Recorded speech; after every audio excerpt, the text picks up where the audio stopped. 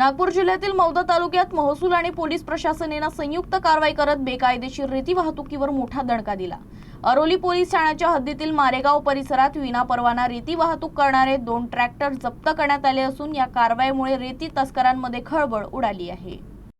मौदा तालुक्यातील मुरगाव येथे मंडळ अधिकारी पर्वते सभा घेत असताना परिसरातून संशयास्पदरित्या 2 ट्रॅक्टर जात असल्याचं त्यांच्या निदर्शनास आलं। त्यांनी वाहनांची तपासणी केली असता दोन्ही ट्रॅक्टरमधून बिना परवान्याची मिश्रित वाळू वाहतूक सुरू असल्याचं उघड झालं।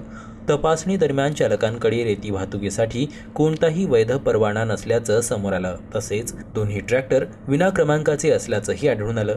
यानंतर मंडळ अधिकारी पर्वते यांनी तत्काळ कारवाई करत दोन्ही ट्रॅक्टर अरोली पोलिसांच्या ताब्यात दिले। या प्रकरणाचा पुढील तपास अरोली पोलीस ठाण्याचे ठाणेदार स्नेहल राऊत यांच्या मार्गदर्शनाखाली सुरू आहे।